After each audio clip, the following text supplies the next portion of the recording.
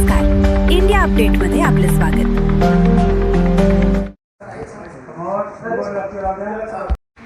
क्या कहोगे सर, आज राष्ट्रीय बौद्ध महासभा का अधिवेशन होने जा रहा है। राष्ट्रीय अध्यक्ष राष्ट्रीय बौद्ध महासभा हमारा, जैसे कि संता भाई जी ने अभी बताया कि विभिन्न राज्यों में रेगुलर हमारे अधिवेशन चल रहे हैं।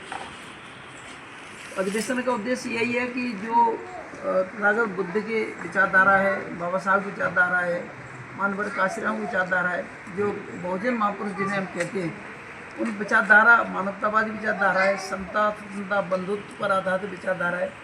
इसी पर हमारा संविधान, बाबा साहब ने संविधान का निर्माण किया गया है और उसका मानव कल्याण से संबंध है। यानी कोई जो अमीर गरीब की खाई न हो, सभी आर्थिक, सामाजिक, राजनीतिक, आर्थिक सभी प्रकार से एक समानता हो, ऐसा राज्य हो, ऐसा भारत हो।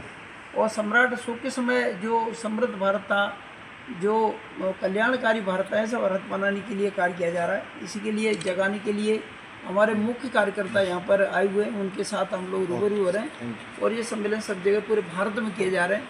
लगातार प्रक्रिया चल रही है। ओके, धन्यवाद। XMLC उत्तर प्रदेश संस्थापक राष्ट्रीय बौद्ध महासभा। आज हमारा महाराष्ट्र राज्य के जिम्मेदार पदाधिकारी और कार्यकर्ताओं का एक दिवसीय ये अधिवेशन है और ऐसे अधिवेशन हम भारत के सभी राज्यों में कर रहे हैं।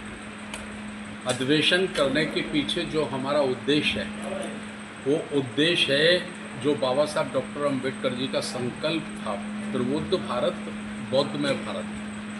तो संपूर्ण भारत को हम लोग अशोक सम्राट के सपनों का अखंड भारत बनाना चाहते हैं। अखंड भारत बनाने का मतलब यह है कि इस देश में गरीबी ना हो, वर्ण व्यवस्था ना हो, जातिवाद ना हो, कोई बहुत बड़ा अमीर ना हो और कोई बहुत ज़्यादा गरीब ना हो। जैसा आप लोग देखते हैं कि आज सरकारें हमारी चाहे जो दावा करती हैं, लेकिन 85 करोड़ लोगों को भारत में सरकार ऐसा कहती है कि हम उनको सरकारी राशन दे रहे हैं, जब उनके घर में चूल्हा जलता है। तो ये बुद्ध का भारत नहीं हो सकता, ये अशोक सम्राट के सपनों का भारत नहीं हो सकता। तो बुद्ध के सपनों का भारत, अशोक सम्राट के सपनों का भारत, परम पूजनीय बाबा साहब डॉक्टर अम्बेडकर के सपनों का भारत बनाना है। तो हमको वर्ण व्यवस्था के साथ साथ, जातिवाद के साथ साथ, अंधविश्वास के साथ साथ हमें इस देश की गरीबी को भी ख़त्म करना पड़ेगा। तो इसके लिए हम लोग राष्ट्रीय बौद्ध महासभा के माध्यम से भारत के प्रत्येक नागरिक तक, प्रत्येक व्यक्ति तक जो तथागत गौतम बुद्ध की शिक्षाएं हैं मानव कल्याणकारी, उनको पहुंचाने के लिए हम धम्म प्रचारक तैयार कर रहे हैं।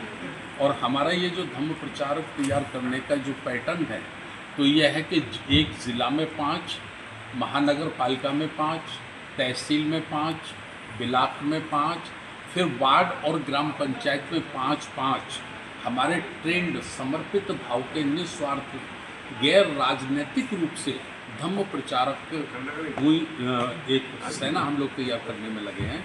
उसी के लिए हमारे आज राष्ट्रीय अध्यक्ष जी भी आए हैं, BS बौद्ध साहब भी आए हैं, बहुत सारे साथी आए हैं। तो उन्हें एक बार फिर मैं आपसे अपील कर दूँ, राष्ट्रीय बौद्ध महासभा भारत को बाबा साहब डॉक्टर अम्बेडकर के अधूरे मिशन को पूरा करने के लिए काम करती है, गैर राजनीतिक है। हम किसी दल का समर्थन नहीं करते, किसी दल का विरोध नहीं करते। हमारा जो संघर्ष है वो केवल और केवल विचारधारा से है। भारत में एक विचारधारा ऐसी है जो इस देश को प्राचीन काल की ओर ले जाना चाहती है, यानी आज से 100 वर्ष पीछे ले जाना चाहती है। दूसरे शब्दों में मैं कहूँ तो दोबारा से मनुस्मृति को लागू करना चाहती है।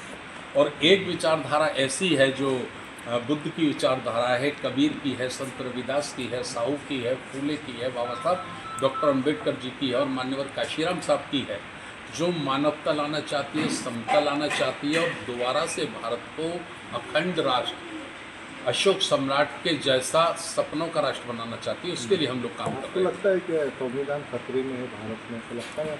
बिल्कुल खतरे में है, बिल्कुल खतरे में। मैं आपको बता देता हूँ, संविधान का आर्टिकल 27 ये कहता है कि जो सरकारी पद पर बैठा है वो सार्वजनिक रूप से किसी धर्म का प्रचार नहीं कर सकता है ना।